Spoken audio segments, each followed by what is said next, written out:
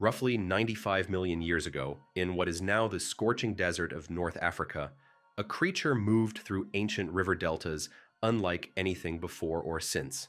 It was longer than a school bus, heavier than an African elephant, and built in a way that confused scientists for over a century. It wasn't fully a land animal, it wasn't fully aquatic, it existed somewhere in between, and paleontology has been arguing about it ever since. This is Spinosaurus aegyptiacus, and depending on which decade you ask, it has been reconstructed as a lumbering upright predator, a four-legged swamp dweller, a deep-water pursuit hunter, and a wading river giant. No other dinosaur in history has had its identity rewritten this many times. And even today, the debate is far from over. To understand why Spinosaurus is so difficult to pin down, you first have to understand what we're actually looking at. Current estimates based on recent fossil analysis place Spinosaurus at approximately 14 meters from nose to tail, making it longer than T-Rex, longer than Giganotosaurus, and quite possibly the largest carnivorous dinosaur ever to walk the Earth. Its skull alone stretched nearly 2 meters, low and narrow, closely resembling the skull of a modern crocodile rather than the deep, bone-crushing jaws of a Tyrannosaurus. Its teeth were conical and interlocking, designed not for shearing meat, but for gripping and holding slippery, struggling prey. But the feature that makes Spinosaurus immediately recognizable is its sail.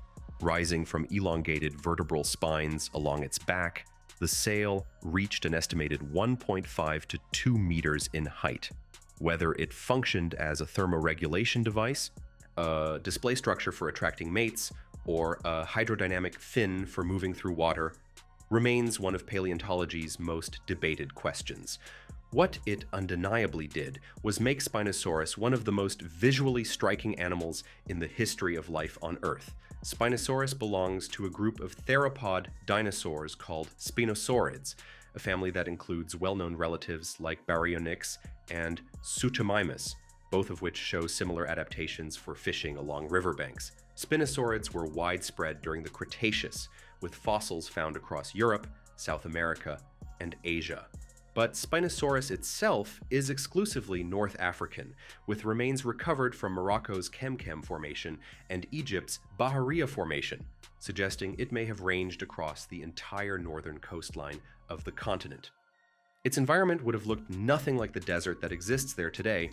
Ancient North Africa during the Cretaceous was a vast, humid network of river systems, mangrove forests, tidal flats, and coastal wetlands, one of the most diverse and dangerous ecosystems the world has ever seen. The story of how we came to know Spinosaurus is almost as dramatic as the animal itself. The first fossils were unearthed in 1912 by German paleontologist Ernst Stromer in Egypt's Bahariya Formation. Among the finds were the iconic elongated dorsal vertebrae that would define the creature's image. Stromer formally named the species Spinosaurus aegyptiacus in 1915. Early reconstructions depicted an upright, tail-dragging lizard, nothing like what we understand today. Then came the single most devastating loss in paleontological history. In 1944, British bombing raids over Munich destroyed the museum housing Stromer's original specimens. The fossils were gone. For decades, Spinosaurus existed only in drawings, secondhand descriptions, and scientific imagination. New material slowly emerged across the following decades, but the real revolution came in 2014, when paleontologist Nizar Ibrahim and his team published a landmark study revealing far more of the skeleton than had previously been known. The new fossils showed something extraordinary. Spinosaurus had unusually short, dense hind limbs relative to its body size, and its bones had reduced air pockets compared to most theropods. These features strongly suggested an animal adapted for life in water. Then in 2020, Ibrahim's team described the tail, a long, flexible, paddle-like structure with tall neural spines, almost identical in function to the tail of a modern newt or crocodile. It was built for propulsion through water. The conclusion was bold. Spinosaurus was likely an active aquatic predator, capable of swimming and potentially diving after prey. The paleontology world responded with fascination and immediate pushback. In 2022, paleontologist Paul Sereno re-examined the same fossil material and reached a different conclusion. He argued that Spinosaurus's bones were actually too buoyant for deep diving, that the animal would have floated rather than submerged. Instead, Serino proposed that Spinosaurus hunted more like a modern heron or egret, wading in the shallows, standing motionless, and striking downward with lethal precision when prey came within range. Both models are scientifically supported. Both have credible critics. The debate between an active swimming pursuit predator and a shallow wading ambush hunter remains genuinely unresolved. What nobody disputes is that Spinosaurus was intimately connected to water and that its primary prey was fish. The rivers and deltas Spinosaurus called home were stocked with extraordinary prey. Onchopristis, a giant sawfish relative reaching up to 8 meters in length, is considered one of its most likely targets, its rostrum lined with sharp barbed teeth that would have made it a dangerous catch even for a 14-meter predator.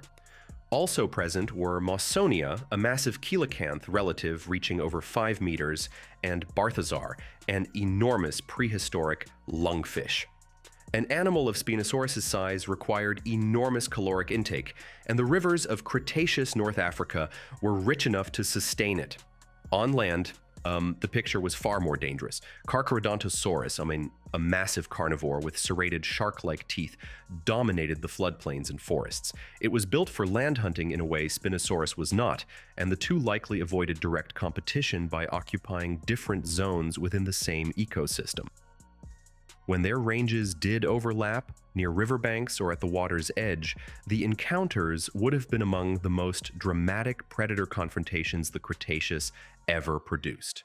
More than a century after its discovery, Spinosaurus remains paleontology's most restless mystery. Each decade brings new fossils, new technology, and new conclusions that overturn the ones before. The question of how it hunted is unsettled. The exact function of its sail is unsettled. Whether future discoveries will confirm or collapse current reconstructions entirely is something no paleontologist would dare predict with confidence. What is certain is this: Spinosaurus was not simply the biggest carnivore. It was something genuinely without parallel, a massive semi-aquatic, sail-backed predator that straddled the line between land and water in a way no other dinosaur attempted. It broke the rules its entire life, and it is still breaking them now. Perhaps that is what makes Spinosaurus so uniquely captivating compared to every other prehistoric giant. T-Rex is iconic, but we largely understand it. Spinosaurus refuses to be understood. Every answer it gives us arrives wrapped in 3 new questions. It has humbled some of the greatest minds in paleontology, forced entire textbooks to be rewritten, and reminded us that the fossil record is not a finished story. It is an ongoing one. Somewhere beneath the sands of Morocco and Egypt, more bones are waiting. And when they surface, there is every chance they will change everything we think we know about this animal all over again. The greatest mystery of the dinosaur world is still very much open.